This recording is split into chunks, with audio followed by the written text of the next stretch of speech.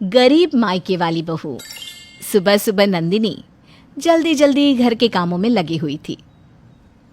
बहू, नाश्ता बना कि नहीं?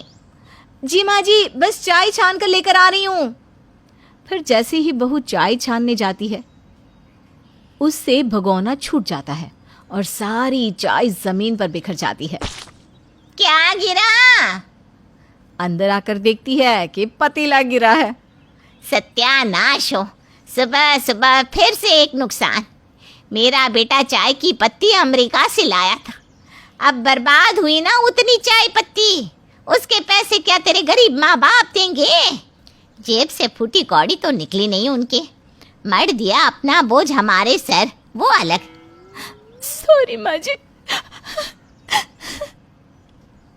अब तक तो आप समझ ही गए होंगे कि ये कहानी है नंदिनी की, जो कि एक गरीब घर से है। इस कारण उसे बार बार गरीबी का ताना झेलना पड़ता है।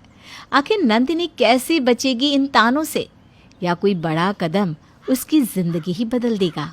आइए देखते हैं। एक दिन नंदिनी की ननद पारो घर आती है। कैसी हो माँ? मैं एकदम बढ़िया हूँ बेटा।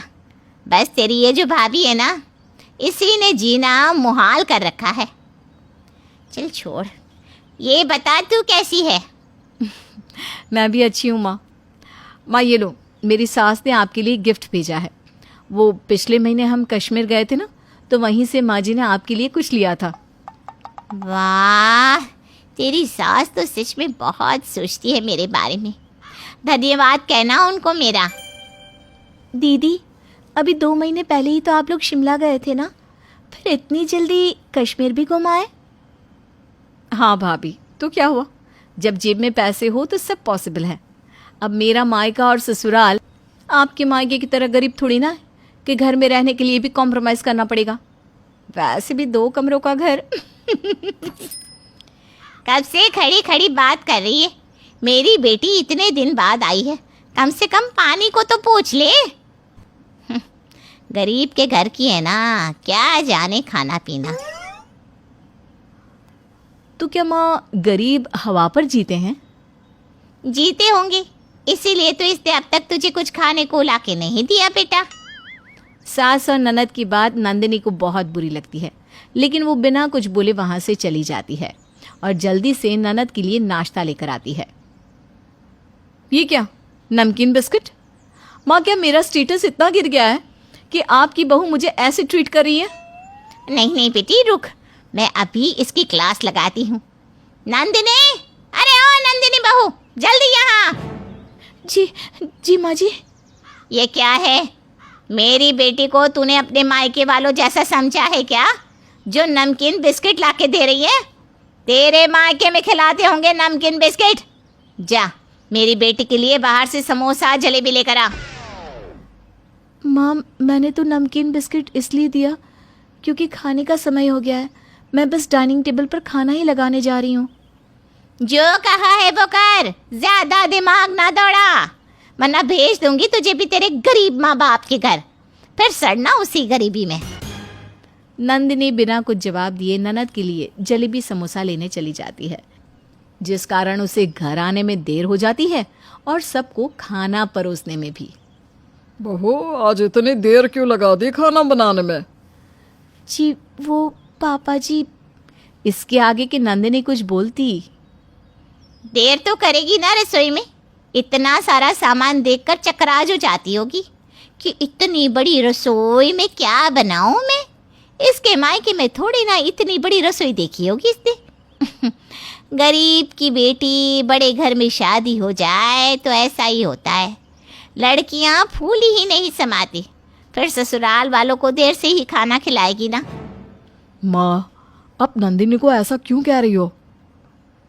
भाई, तू भाभी के लिए माँ से क्वेश्चनिंग कर रहा है?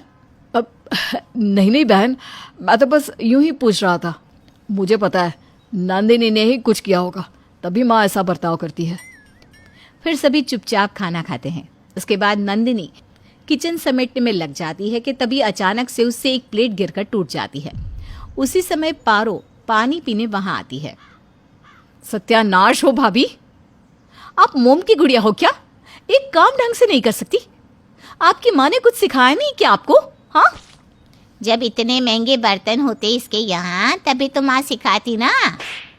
अब तो धन्ना सेठ के यहाँ आ गई है, अब तो तोड़ फोड़ लगा ही रहेगा, वरना पता कैसे चलेगा कि मायका भले ही गरीब हो, ससुराल वाले तो करोड़पति है।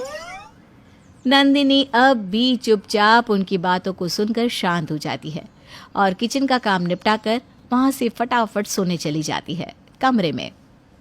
नंदिनी, ये क्या हाल बना रखा है तुमने? क्यों, क्या हुआ जी? सारा दिन उदास रहती हो, ना ढंग से सजती हो ना संवरती हो। अभी कुछ दिन तो हुए हैं हमारी शादी को, फिर ऐसा बर्ताव क्यों करती हो? नहीं, कुछ नहीं, घर के कामों में बस समय नहीं मिल पाता। तुम नौकरानी नहीं हो, बहुरानी हो इस घर की। समय नहीं मिलता तो समय निकालो मेरी जान। जी। वहीं अगले दिन जब पारो अपने ससुराल जाने लगती है। ये देख बेटी, मैंने तेरे लिए ये साड़ी लाई है।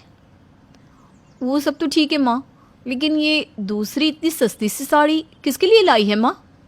वो तेरी गरीब भाभी है ना, उसी के लिए। उसे कहाँ महंगे ब्रांडेड कपड़े की आदत है, इसलिए उसके लिए ये लोकल सड़क छाप साड़ी ही ठीक रहेगी बेटा। सही कहा आपने माँ। अच्छा, अब मैं चलती हूँ। फिर पारो अपने ससुराल चली जाती है, लेकिन नंदिनी अब हर बात पर मायके के ताने सुनकर परेशान हो चुकी थी। फिर एक दिन जब सभी बाहर जा रहे होते हैं कि अरे ओ महारानी, तुम कहाँ चली? क्यों, आप लोगों के साथ? और ये घर, ये कौन संभालेगा? तेरी वो गरीब माँ या बाप? जा जाके घर संभाल, तुझे कहीं नहीं जाना। लेकिन माँ। कुछ नहीं, चल चुपचाप, घर में भी किसी का रहना जरूरी है।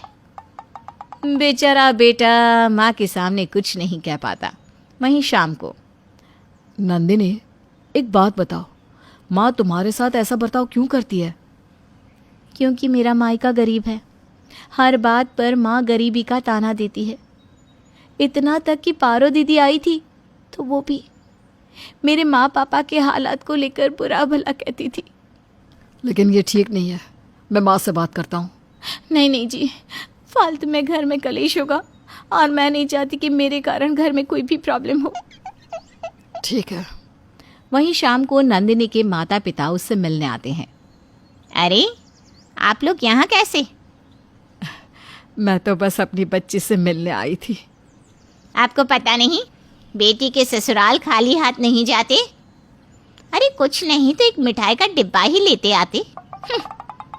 बैठिए, मैं नंदिनी को बुलाकर लाती हूँ। अरे सोफे पर कहाँ जा रहे हैं? यहाँ जमीन पर बैठिए। यहाँ? हाँ, यहाँ। फिर वो नंदिनी को बुलाती है। वहीं नंदिनी अपने माता पिता को जमीन पर बैठा देखकर काफी हैरान होती है। माँ पापा, आप यहाँ क्यों बैठे हो? उठो, अब मेरे कमरे में चलो। कहीं नहीं जाएंगे, ये यहीं मिल ले और यहीं से विदा कर। आप लोग यहाँ क्यों बैठे थे? वो सब छोड़ बेटी, मैं तो तुझसे मिलने आई थी। बहुत दिन हो गए ना तुझे देखे, तो बस मन किया कि मिल लो। हाँ बेटा, अब दिल को सुकून मिला तुझसे मिलकर, अब हम चलते हैं। माता पिता तो वहाँ से चले जाते हैं, लेकिन अब नंदिनी का गुस्सा फूट पड़ता है और वो ये निश्चय कर लेती है कि सास को सबक सिखा कर रहेगी। अब नंदिनी कोई काम ढंग से नहीं करती और सास जो काम करने जाए उसे भी बिगाड़ देती और फिर सास का डायलॉग सास को ही चिपका देती। एक दिन सास के हाथ से उसका मोबाइल गिर जाता है। ओहो, ये तो गिरकर खराब हो गया। बहू, ये मोबाइल अंश को देके बनवाने को कह देना। अपने पति को कहो ना, मेरे पति को क्यों? और मोबाइल कितना महंगा आता है, संभाल कर रखा कीजिए। आपके अमीर मायके वाले नहीं देके गए ये। अमीरी तो बस दिखावा है, जेब से फूटी कौड़ी नहीं निकलती उनकी। आती हैं तो सूखा लड्डू लेकर, जिसे कुत्ता भी न खाए। सास बहू को एक टक देखती रह जाती है। ऐसे ही अब हर बात पर बहू सास को जवाब देने लगती है। फिर एक दिन, आज मेरे भाई भाभी आ रहे हैं, अपनी कैंची जैसी जबान बंद रखना और ढंग से सारे काम करना। कुछ अच्छा खाने में बना लेना। ठीक है। जिसके बाद बहू किचन के कामों में लग जाती है और जब सास के भाई भाभी आते हैं तो लीजिए मामा जी चाय पीजिए और ये लीजिए बिस्किट खाइए। ये बिस्कुट तो कुत्ते वाले हैं ना, और पानी से कितनी बदबू आ रही है। हाँ तो क्या हुआ, ज़मीन के नीचे का पानी है वो तो अच्छा होता है, और बिस्किट कुत्ते वाली है तो क्या हुआ। आपका स्टेटस मेंटेन करने के लिए सबसे महंगी बिस्किट लाई हूँ मैं। दीदी क्या है ये, आपने हमारी इंसल्ट करने को यहाँ बुलाया है क्या हमें? अरे नहीं नहीं भैया, ऐसा नहीं है। बहू जाने क्यों ऐसा कर रही है। शांति से ढंग से काम कर, वरना तुझे भी तेरे फटीचर माँ बाप के पास भेज दूंगी। सॉरी माँ जी। मामा मामी चलिए हाथ मुंह धो लीजिए, खाना तैयार है। डाइनिंग टेबल हर प्रकार के खाने से भरा होता है। ये देखकर सभी बहुत खुश होते हैं। चलो बहू ने नाक कटाने से तो बचा लिया। लेकिन मामी एक निवाला खाते ही, थू, ये क्या, खाने से कितनी स्मेल आ रही है। हाँ बहू, तुमने आज ही इतना खाना बनाया और इतनी जल्दी खराब हो गया। नहीं नहीं मामा जी, ये सब खाना तो 1 महीना पुराना है, आज फ्रिज से निकाला ताकि सब खत्म हो जाए। ये देखकर मामा मामी को बहुत गुस्सा आता है। दीदी आज के बाद अगर हमारी इंसल्ट करानी हो ना तो कभी घर मत बुलाना। हाँ, और अगर मेहमान की खातिरदारी करनी नहीं आती तो हमारे घर आ जाओ दीदी, हम सिखा देंगे। वैसे भी हम तुम्हारे ससुराल वालों की तरह गरीब नहीं है। आज पहली बार सास को गरीबी का ताना मिला था। ये सुनकर सास गुस्से से बौखला जाती है और बहू पर भड़क जाती है। तूने ऐसा जानबूझकर किया ना, मैं सब जानती हूँ। हाँ, जानबूझकर ही किया ताकि आपको सबक मिले। आपके मायके वालों के साथ गलत हुआ तो आपको गुस्सा आया, आपको गरीबी का ताना मिला तो इतना बुरा लगा।